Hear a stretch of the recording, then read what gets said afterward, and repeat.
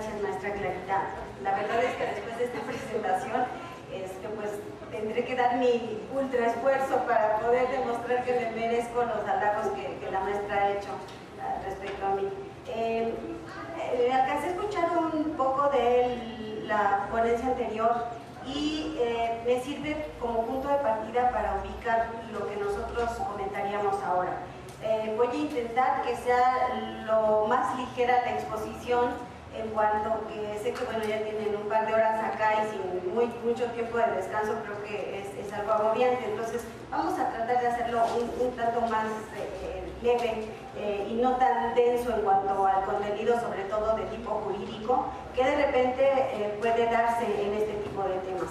El ponente anterior hablaba, por ejemplo, de los órganos de la Unión Europea.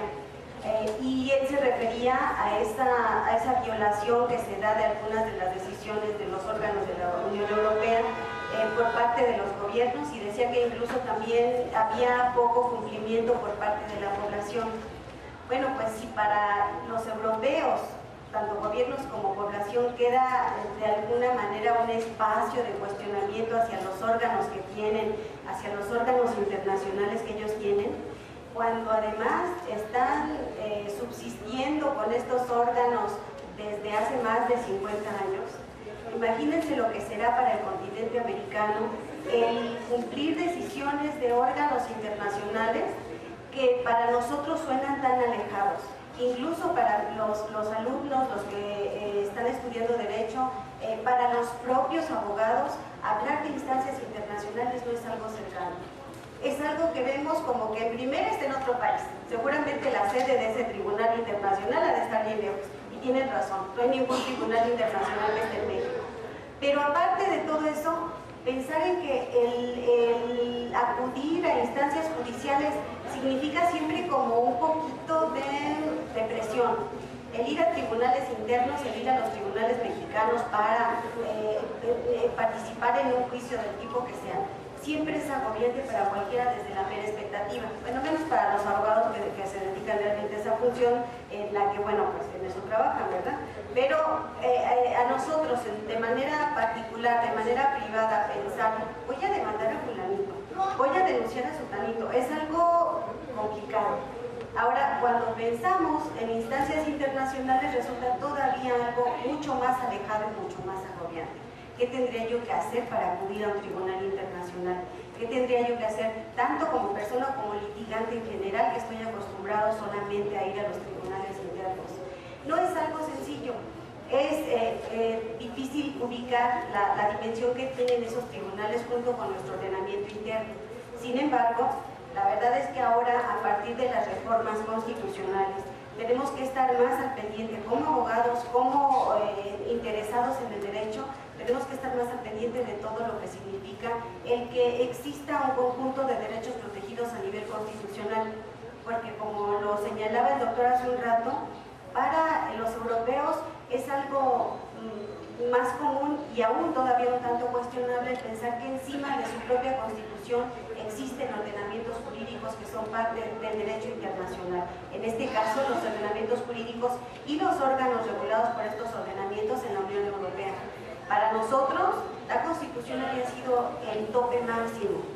Ahora sabemos que la misma Constitución acepta que haya otras disposiciones, siempre y cuando sean protectoras de los derechos humanos, que puedan ser aplicadas no sobre ella, porque eso ya es demasiado exigirle a nuestra Constitución, sino a la par de la misma Constitución.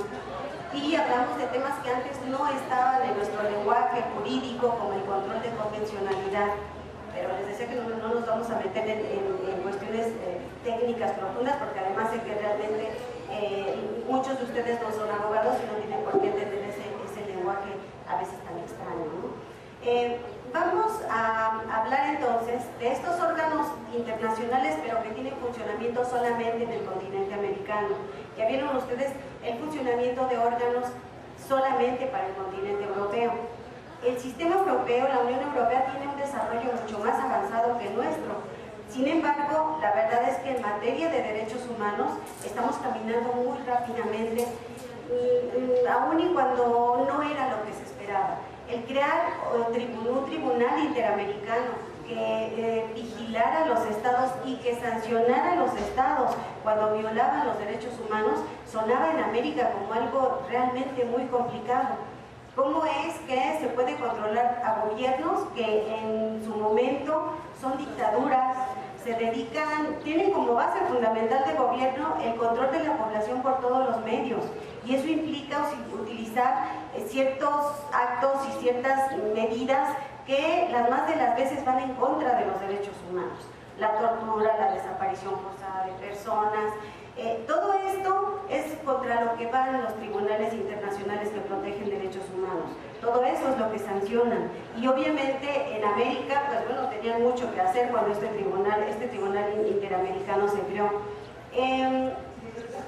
Sin embargo, a pesar de ello, el camino avanzado ha sido positivo.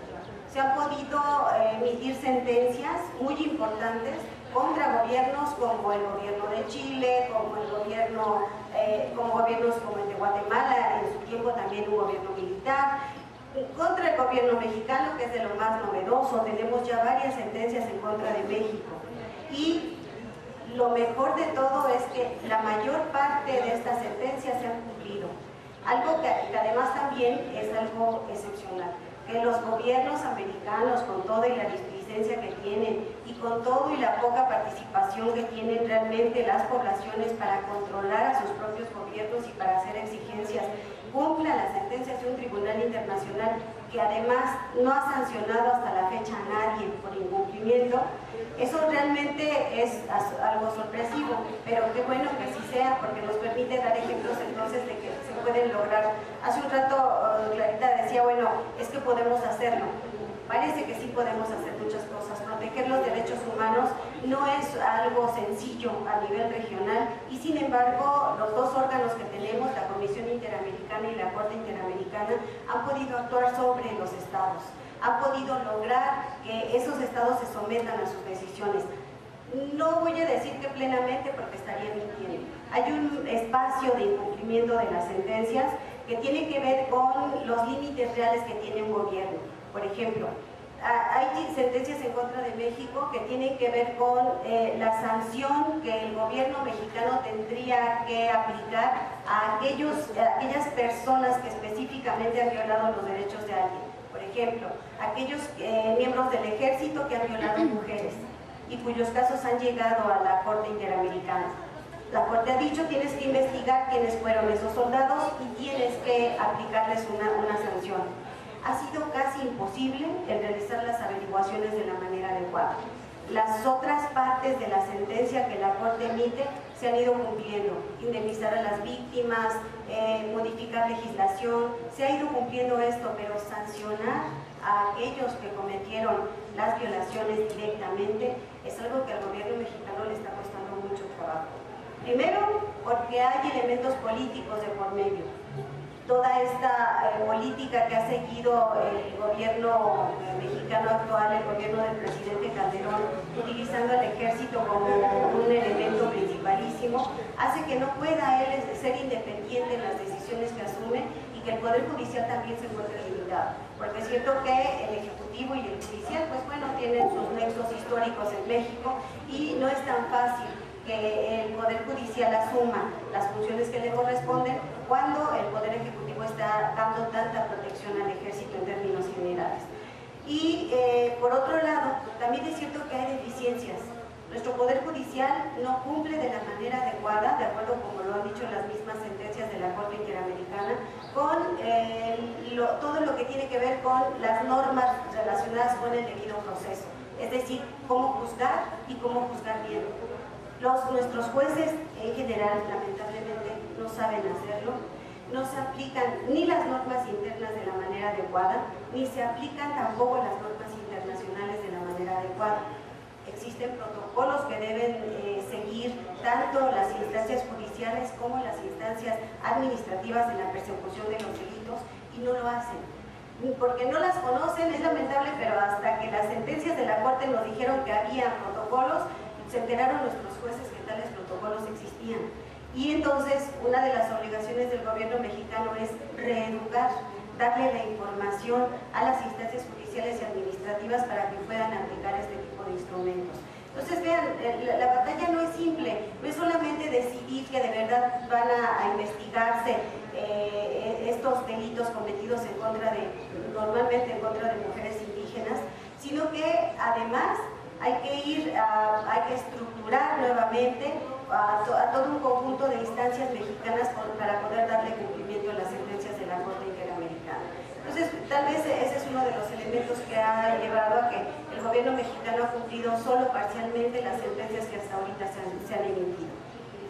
Pero no son de esas sentencias digamos, tan profundas por el tipo de violaciones que se manejan de las que quiero hablar hoy. Hoy escogí la sentencia que les digo es la más light que la Corte le haya podido emitir al gobierno mexicano, y es una sentencia que tiene que ver con la solicitud de Jorge Castañeda, ex secretario de Relaciones Exteriores mexicano en el gobierno de Fox, y que bueno, en su momento él quiso participar como candidato para la presidencia de la República y se encontró con ciertas limitaciones, lo que lo llevó a presentar su asunto ante la Comisión Interamericana y la Corte Interamericana. Pero vámonos por pasos para ubicar cómo es esa información. Escogí esto precisamente por la hora. O sea, hay sentencias, casos tan graves de esos asuntos contra México, que, pues bueno, hablamos de desaparición de mujeres, de violaciones, de genocidios, lo cual, pues bueno, era como muy denso para la hora. Yo sentí que realmente iba a impactar demasiado. En cambio, cuando hablamos de derechos electorales, no es que no sean importantes, son sumamente importantes, son parte de los derechos humanos fundamentales, eso es cierto, pero en la práctica el daño que causan puede ser de manera individual algo menos lamentable de lo que sucede cuando se da un genocidio, o lo que sucede cuando hay desaparición de cualquier tipo de persona, o cuando se tortura a alguien. En fin, es algo, creo yo, que se puede ver con unos ojos más tranquilamente, más frescos y sin tanta presión por el tipo de delito que está ahí inmerso. Pero, insisto, siguen siendo derechos muy, muy importantes, sobre todo por la situación que nosotros vivimos ahora. No hay que perder de vista que, bueno, quedan recursos posibles contra cualquier acto que pudiera darse dentro de nuestro proceso electoral. A ver cuántos de nosotros nos vamos a presentar nuestra denuncia hasta la Comisión Interamericana, pero bueno, vamos a ver cómo camina todo esto, y no dudo que muchas precisamente de esos casos que pudieran darse en el proceso electoral actual, pues si somos de veras ya una sociedad mucho más consciente, se van a ver reflejados en el sistema interamericano. Entonces, bueno, vamos a comentar primero qué es ese sistema interamericano.